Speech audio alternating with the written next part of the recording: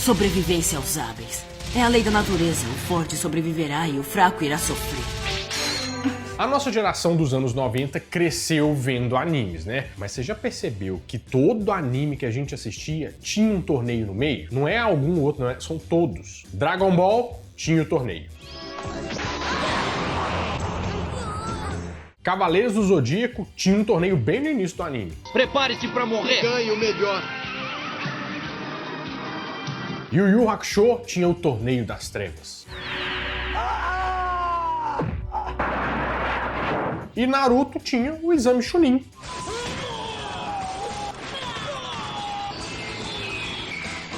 Ah, Renato, mas isso aí é só uma coincidência. Será mesmo? Eu vou te explicar que tem um motivo muito importante por trás disso e muito interessante. Como começou e por que a gente gosta tanto desses arcos de torneio. É isso que você vai entender hoje no Nerd Show.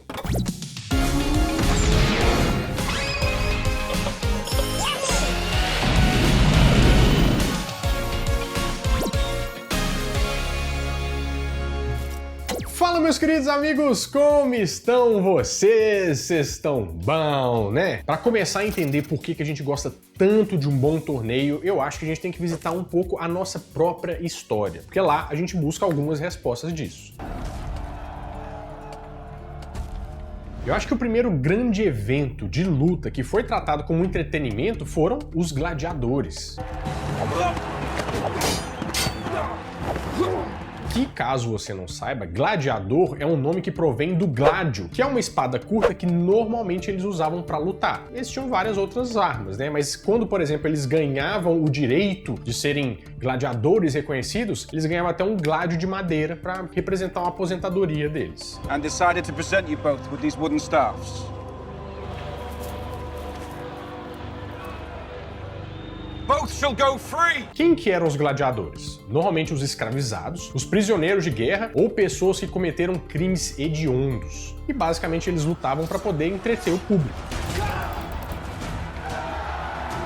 Os primeiros registros de gladiadores vêm de 286 a.C. Só que essa modalidade não foi criada pelos romanos, e sim pelos etruscos, que foram um povo que habitaram a região da Itália bem antes dos romanos. Como que funcionava essa luta? Até o pau cantar, até alguém desistir ou ficar indefeso, e normalmente eles eram levados à morte. Os gladiadores derrotados deviam oferecer suas gargantas ao vencedor e abraçar a morte como se não fosse nada. E o povo normalmente ajudava a decidir o destino desses gladiadores, né? Que nem tem cenas clássicas dos imperadores fazendo assim, ó, pode deixar vivo ou esse aí foi pro saco.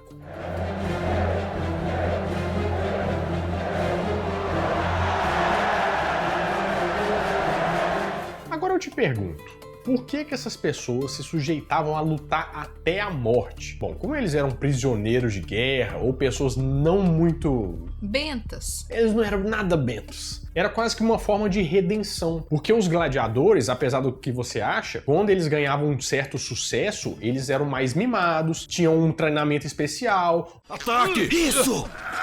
Levante o escudo!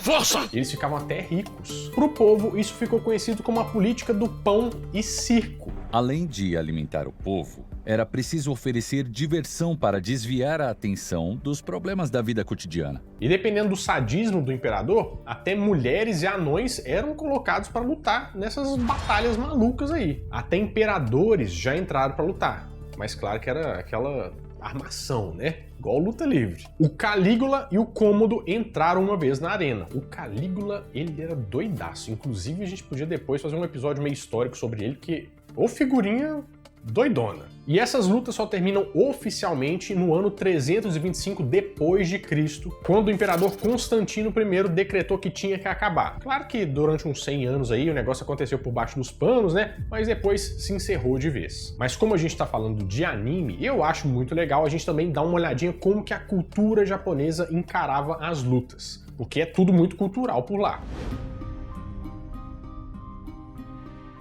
O Japão ficou super conhecido pelas artes marciais, mas você sabe como é que isso começou de fato? Os guerreiros mais famosos do Japão são os samurais. Mas chegou um ponto que tinha um nivelamento de castas que determinadas pessoas não podiam lutar armadas. Então, esses samurais tiveram que começar a se proteger de mãos nuas, ou seja, desenvolver alguns métodos de luta para poderem se defender. Aí vieram vários tipos de luta, né? Por exemplo, judô, karatê, aikido, Kendo. Mas você sabe qual que é a luta mais ligada à história do Japão e a luta mais cultural por lá? O sumô, que foi desenvolvido por volta do século 8 depois de Cristo. A origem dessa luta vem dos santuários shintoístas. A ideia era que tinha um humano que ia lutar contra um kami, que seria como se fosse um espírito. Com esse humano lutando contra esse kami, ele ia agradar os deuses, então ia trazer uma boa colheita. E quem luta sumô é um profissional do sumô, que tem um nome, chama Rikishi. E no Japão, eles são verdadeiras celebridades. Tanto que existem 6 campeonatos nacionais até hoje de sumô no Japão.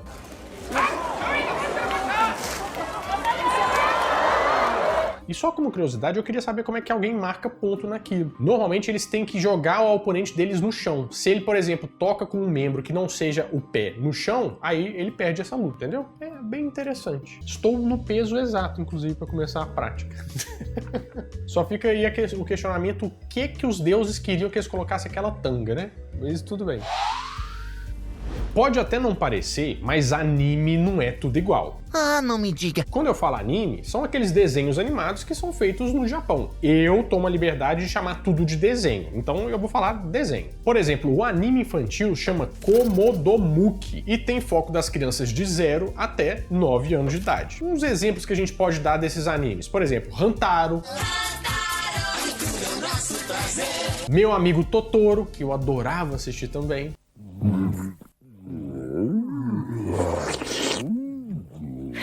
Com quantos anos? Uns 34, né? E até Pokémon é considerado um anime desse gênero, que são coisas mais... aqueles bichinhos mais fofinhos, sabe? Um menino bonito. Mas a nossa categoria aqui que a gente mais assistiu são os shounen, que vai de 8 até 16 anos. Que são os animes mais... como é que a gente pode dizer? Mais comerciais.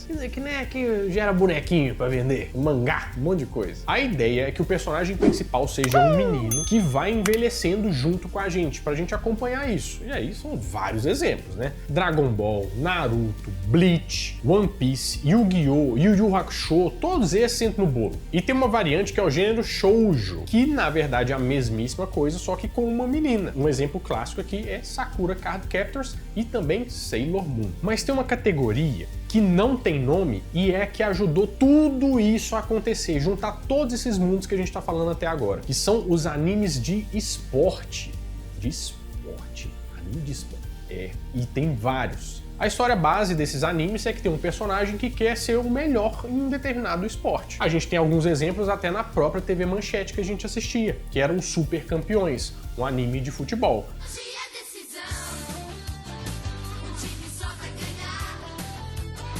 E tem um anime recente que chama Haikyuu, que eu ainda não assisti, mas todo mundo fala que é muito legal. Eu já ouvi isso de várias pessoas, que é um anime de vôlei.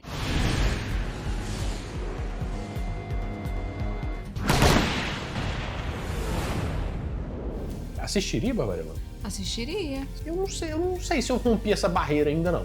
Mas vamos lá. Porque na verdade a gente sempre gosta de um esporte. E mesmo que não seja esporte por esporte, a gente gosta de uma competição. E é aí que a gente começa a entrar nesse arco dos torneios de anime.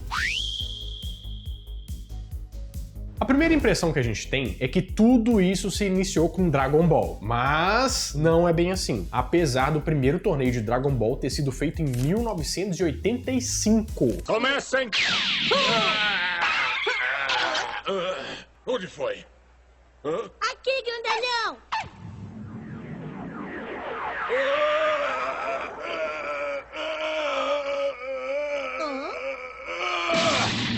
Mas quem inaugurou um torneio no anime era um anime de boxe, que se chama Ashita no Joe, que também é conhecido como Tomorrow Joe. O enredo parece muito com o filme do Rocky, o lutador, né? Então é um cara meio azarão, que quer iniciar no mundo do boxe para ser o melhor de todos. Só que olha só que engraçado, o torneio aqui não faz parte da história. O torneio é a história. E esse anime fez tanto sucesso que ele inspirou todos os outros que vieram depois dele. Ou seja, começou a mostrar uma luta, você viu que era sucesso, e o pessoal começou a colocar isso. Esse mangá fez tanto sucesso que tem até estátuas feitas lá no Japão. E em comemoração aos 50 anos, a Netflix fez uma nova versão que era uma coisa mais futurista, que se chamava Megalobox. O torneio será realizado em 3 meses. Quem sairá como verdadeiro campeão? Isso será decidido no ringue. Só que o rapazinho, Akira Toriyama, criador da franquia Dragon Ball, tava de olho naquilo e resolveu trazer isso pro universo dele. Foi aí que ele trouxe o torneio de artes marciais.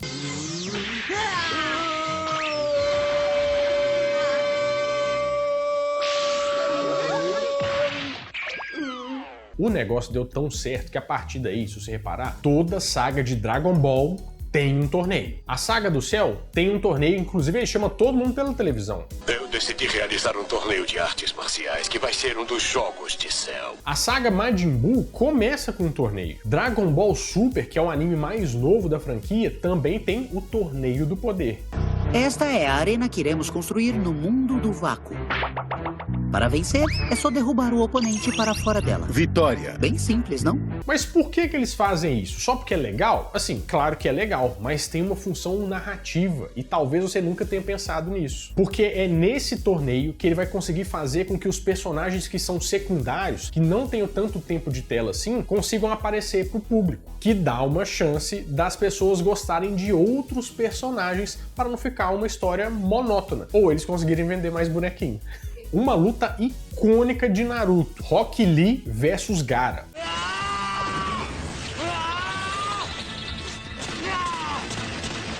Se você parar pra pensar, você prestaria tanta atenção assim no Rock Lee se ele não tivesse feito aquela luta épica com o Gaara? Os dois não são personagens principais, mas eles conquistaram o carinho do público. E o Lee subiu de nível ali. No Naruto ainda, a luta da Hinata e do Neji. Se você tá passando pelo anime ali, você vai ver que a Hinata é uma menina tímida e tal, mas você começa a descobrir que ela tem um background, uma história, que ela sofreu, que ela tem um problema da família dela, com o primo dela que subjuga ela, que ela é uma menina, tipo, nasceu em berço de ouro, mas tem as questões dela. A gente nunca ia ficar sabendo se não tivesse uns 3 episódios pra rolar essa luta. E no final das contas, não importa quem ganha, porque na verdade o objetivo é que a gente conheça os personagens e comece a se importar com eles. É, gente, não tem jeito. Pra você fazer os negócios direito, pra fazer sucesso, você tem que manjar do riscado, né? Por exemplo, até um torneio precisa de uma função narrativa. Para isso, você precisa escrever um roteiro muito bem feito. Ah, mas que bom que é um dos cursos que você pode encontrar na Alura! If you love me, if you love me now, and the sunshine.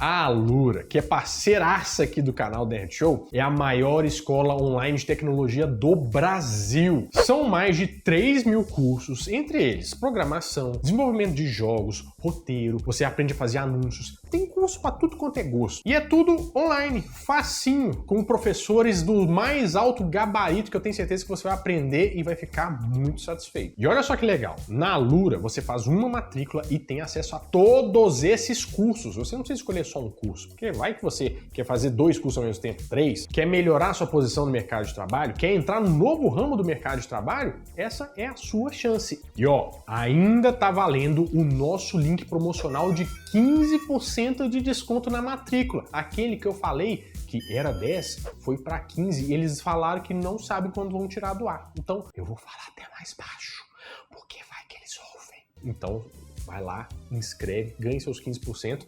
Depois, não diga que eu não avisei, tá bom? Um beijo pra vocês, pessoal da Alura. E outra coisa que os arcos de torneio fazem muito bem e que é um grande aditivo narrativo é na antecipação. Por exemplo, vamos falar de um dos torneios que eu mais gosto aqui, que é o Torneio das Trevas de Yu Yu Hakusho. É o seguinte, olha a antecipação que esse cara faz. Ele mostra o Toguro, que é um cara super forte, que ninguém sabe qual que é o verdadeiro poder dele, porque não mostra, ninguém chegou a usar o máximo poder dele, ninguém era páreo, e mostra um cara caquético, que tá começando a batalha dele, tá começando a treinar, e fica lá, eu tenho que ir pro torneio, eu tenho que derrotar o Toguro no torneio. Passa uma temporada inteira pra no final acontecer a danada da batalha, e não precisava nem rolar a batalha. A gente já tinha comprado os ingressos há muito tempo.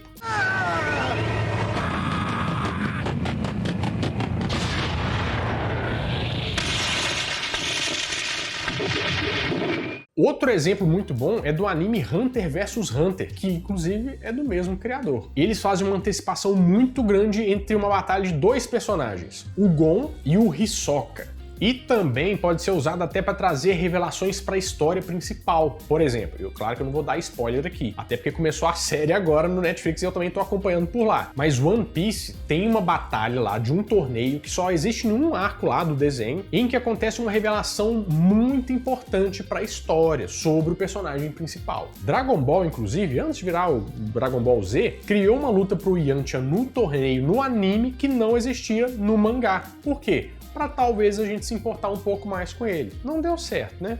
Porque, assim, também tudo tem limite nessa vida. Mas se quer mais importância em torneio do que o torneio galáctico em Cavaleiros do Zodíaco, é a primeira coisa que acontece no anime e eles fazem várias coisas nesse torneio. Primeiro, eles apresentam os personagens pra gente começar a se importar com eles, que eles começam meio marrentos, sabe? Não querendo assim, somos todos, Mas acontece que o Shiryu passa um aperto porque tomou um soco no coração e o Sei é o único que pode salvar ele. Por favor, golpeie o punho direito do dragão pelas costas. Você tem apenas uma chance. Não perca essa chance.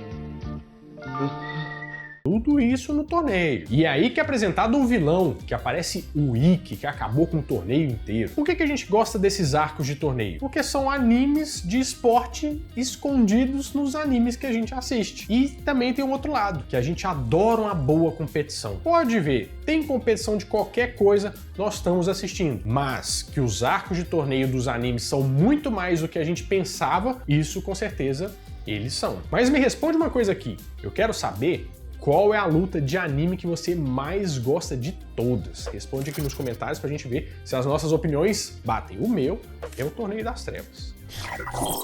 Bom, meus amigos, é isso. Eu espero que vocês tenham gostado bastante desse vídeo. E ó, se eu te surpreendi, deixa um like, se inscreve no canal. Bom, eu vou ficando por aqui, mas toda semana eu volto com mais um vídeo quentinho, fresquinho, crocante pra vocês. Então, adeus!